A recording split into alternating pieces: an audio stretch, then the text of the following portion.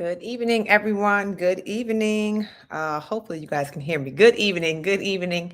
Happy Mobile Home Mondays. Another beautiful Monday where you are here with me. And you already know I'm going to quickly just tag our group, let them know that we are live here. But welcome to Mobile Home Mondays, guys. This is where you tune in with me every Monday, 7 p.m. Eastern Standard Time. Your host, Jasmine Gittens. And I come here to share with you guys tips and strategies that you can actually take immediately, implement in order to build a successful mobile home business. Okay. And tonight, all right, boom, there, everybody's tagged. Okay, great. So tonight I want to share with you guys how we properly do joint ventures. And please excuse my voice here, guys. Just coming from a vacation, we went home, we went back to Maryland where my husband and I grew up. And yeah, we got to see a lot of our friends and families, and we're up all night talking and stuff. So, anyways, I want to talk about how we properly do joint ventures. Okay, so first and foremost, hello, hello. Of course, letting me know if you're in here, where you're tuning in from, guys. But this is a topic that we get a lot of questions about doing joint ventures, right? First and foremost, I want to be clear about what a joint venture is and is not. Okay, because I recently had a person that's in mobile homes, right, and they're sharing with me that they are preparing to sign an agreement with another mobile home investor, and basically they're going to be doing deals, right? They were working on doing deals together. Both these investors are looking for mobile homes, right? They're both trying to start and expand their mobile home business. They're in the same market, right? So they were preparing to sign what they thought was a joint venture agreement. Okay, so they're in their mind, they're like, you're looking for deals, I'm looking for deals. We can just work together, right? We can work together. And if you get a deal, I'll find a buyer, we'll split it. If I get a deal, we'll find a buyer, we'll split it. The thing is with this, right? They were actually creating a partnership. Okay, so there's a difference between a joint venture agreement, right? In the sense, in the industry that we're working in, a joint venture where you guys are partnering and working together on one specific deal versus a partnership where you're saying, look, all the deals that we're going to just start working this business together, right? If you get deals, if I get deals, it doesn't matter. We are a team. Okay, we're a team. That means every single deal that you guys are doing together, you are going to be splitting those, right? So that is more of a partnership, right? So a joint venture in our industry, right, is more so I have a deal, right? And I need somebody to help me potentially find buyers. So there's another mobile home investor who has buyers. They can bring the buyer and we can do a split. Okay. Or vice versa, right? Somebody else has a deal. I have the buyers. I'll bring the buyers. And again, we can do a split. And that's per deal basis. Okay. So I want to share with you guys some things not to do when you're doing a joint venture and some things to do, or some things that we do in order to properly execute a joint venture agreement and to properly execute a joint venture deal, right? A mobile home deal that you are JVing with another mobile home investor. Okay, so the first thing, again, is not a partnership. We want to do a joint venture. Okay, but have a signed agreement. Hello, hello, hello. Have a signed agreement. Okay. Now, some people, they're like, look, we'll just talk about it. We'll say whatever the terms are. We'll have a verbal agreement. And in most cases, that is okay. But for us, we always have a signed agreement. And it's more than anything, right? It's more psychological to know that we committed to these terms, right? So it's not just like I said something and then, something goes awry. Oh, I thought that you said this split was 60-40 or 50-50, right? It's clear cut as to what the expectations are, particularly in terms of the payment, right? So are you guys doing a split? Is it a 60-40 split? Right? Is it a 50-50 split? Is it a 70-30 split? Okay. Are you doing a split? Are you doing a fee structure where the person who's bringing the buyer is just getting a flat fee, right? Maybe you're giving a $1,500 flat fee for somebody that's bringing a buyer, okay? Or is it that the person that's bringing a buyer is going to, let's say that you have the property listed at 5,000, they're going to list it for 7,000 and make the difference between what you were expecting to get from your deal. They're going to add some on top of that, and then they'll make that difference, right? So there's different ways that you can structure the payment within the joint venture agreement, right, for a particular deal. So you want to have a signed agreement so all parties are clear on the results. What will be the results in regards to payment once you guys close on this joint venture deal together, okay?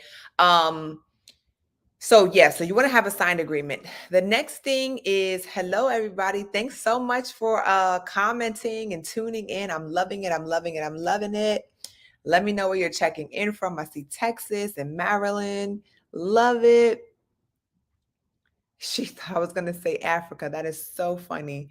Um, love it. So the next thing that you want to do in in terms of a joint venture is making, if you are the person that is bringing the buyer, okay, if you're the person that's bringing the buyer, you want to make sure and confirm that the person who you are doing a joint venture with actually has the deal, right? So you don't want to be, daisy chaining as they call it, right? So somebody has a deal and then somebody else is JVing on that and they JVing with you, and then you're the fourth person to be JVing on this opportunity, right? Because what happens when you do that oftentimes is you're out there, you're marketing, you're trying to find buyers. When you finally get a buyer and you bring it back, the deal's been closed, right? But you never got that communication because there's so many different parties involved in the deal. Okay. So for me, I like to work, especially in mobile homes, I like to work directly with the person who has the deal. Okay, so confirm, do you have the contract? Are you the contract holder? Are you in direct communication with the seller? Okay, and just asking that question to confirm. Hello, Kevin from Memphis. What's going on? What's going on? Let me know where you guys are tuning in from. Okay, so make sure that they have the deal. Okay, the next thing in executing and properly doing a joint venture, making sure that it works and it's smooth and works for you, works for both parties, is setting clear expectations. Okay, set clear expectations of what it is that you are expected to do in this deal. Okay, because if somebody has a deal, right? They already have the deal, they're already marketing the deal, right? All they're expecting from you, if you're the person that's bringing the buyer, is just to market to your buyers, okay?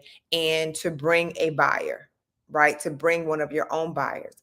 They may not, the person who has a deal, right? Whether that's you or someone else, may not want you marketing on same platforms that they have already marketed on, right? So you have to make sure and ask, what type of marketing have they done, right? Find out what type of marketing have they already done for their deal.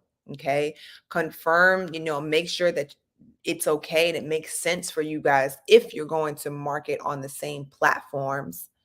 Okay. So for example, if they're already have their deal posted on Facebook Marketplace, you don't want to post your deal. You don't want to post the same deal on Facebook Marketplace. That doesn't make sense, right? But if you have your own email database or text database, like go for it, right? Or if you have another place that you can post the deal, maybe you decide you want to post it on OfferUp, somewhere it hasn't been posted, or Craigslist, right? So figure those things out. Set the proper expectations going into the deal, right? So one, again, what is it that you're bringing, right? Are you just looking for the buyer? Okay. When it's time for closing, is there anything else that you're going to have to do? Are you going to, do you need to attend the closing? Which, if you're local, I definitely recommend that, right? Are you attending the closing, right? What are the expectations in terms of showing the property? How am I going to be able to show the property to my buyers, right? Is there a showing date? Is there a lockbox, right? What are the expectations? Okay. Also, you want to make sure, and this is particularly for people who are have more, are more advanced, they have more experience in mobile home investing, and they've been doing, well, right? When you're posting and there's people are seeing that you are doing well, sometimes you're going to have people reaching out to you about doing joint ventures, right? But what you want to be careful of is that they're not coming to you with leads, right? It's not even a deal. They have an opportunity to get a deal, right? They have a lead and they're coming to you about doing a joint venture, and you end up doing the entire deal. Okay. You have to call the seller, you have to negotiate, you get it under contract, you're marketing, you're finding the buyer, but you're signing a joint venture agreement. That's not a joint venture. That is a referral. Okay. Somebody provided you with a referral, and you can absolutely pay them a referral fee. Okay. So it can work for both parties, but this is not, let's just be clear and set the expectation. This is not a joint venture. You have provided me with a referral, and I'll provide you with a referral fee. Okay. So just again, set up those expectations. Do they have the contract, right? What are those things going to look like?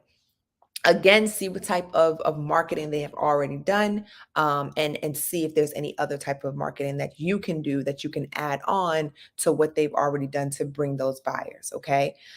Now, if you are the person, again, if that's bringing the buyer, or the person who has the deal, again, you want to set expectations around communication.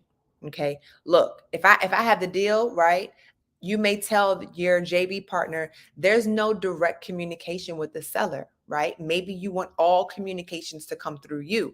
If you have an offer, the offer comes to you, right? If they need to show the property and they need to schedule a showing, they call you, and you call the seller and communicate the showing and all of that, right?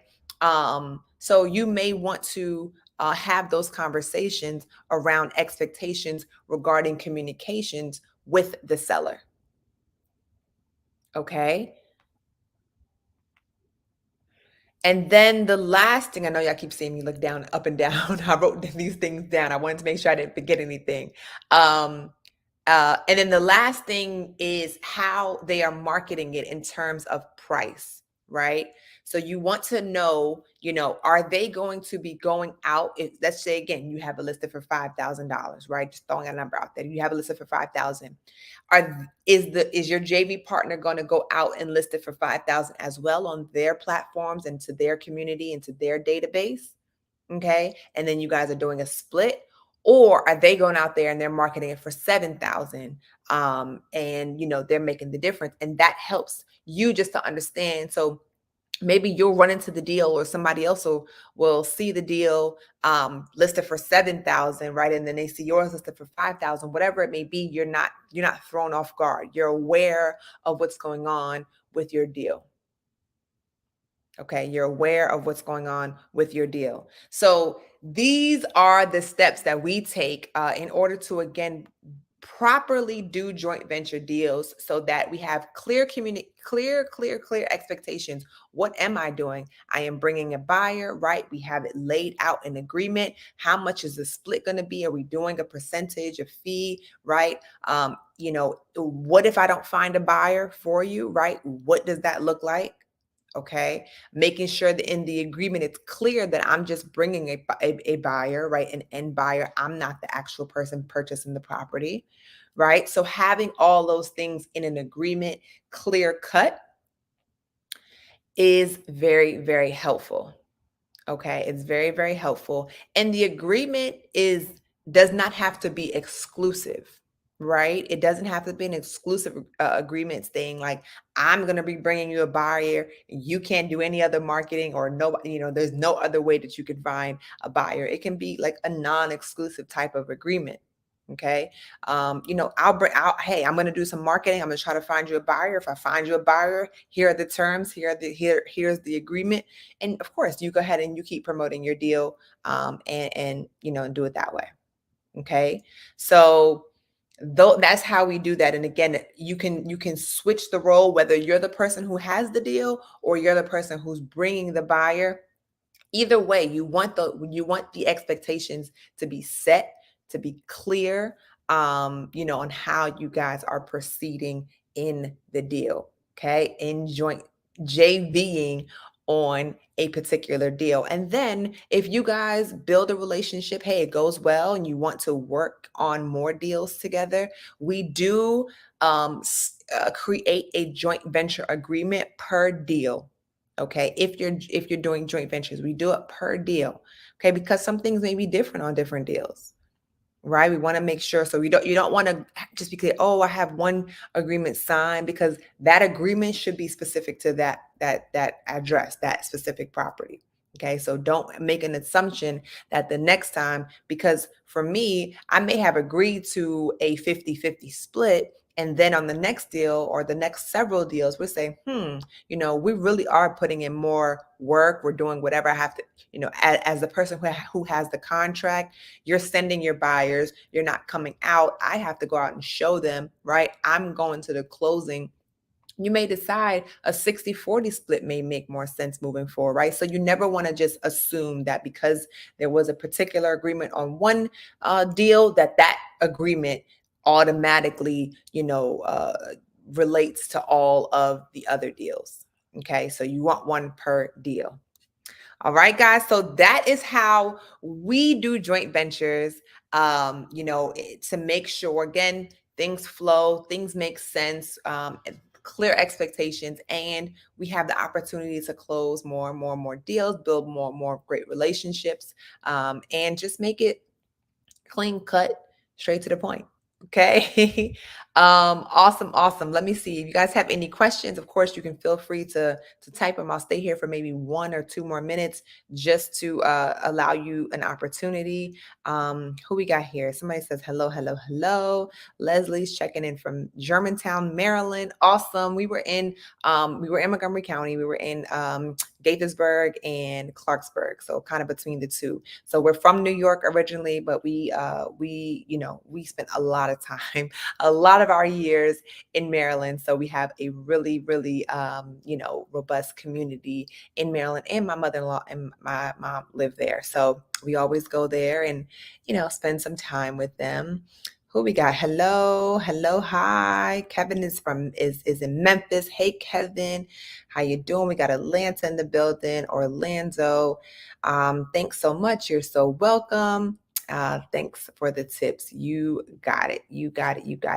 Awesome, guys. So it looks like you guys are all set. So again, this is how we do joint ventures, guys. Go out there. If you have some deals, right, and you're looking for some people who may be open to bringing you guys some buyers, don't hesitate. Don't be closed to it. Be open to the idea. Right? And if you don't have any deals yet and you're looking for a way to get in, right, this is one way you can connect with people who have deals, bring them value by bringing them buyers who can actually close on their deals. So awesome, guys. You have a phenomenal week. I will see you guys same place, same time next Monday for another Mobile Home Mondays. Talk to you all soon. Bye-bye.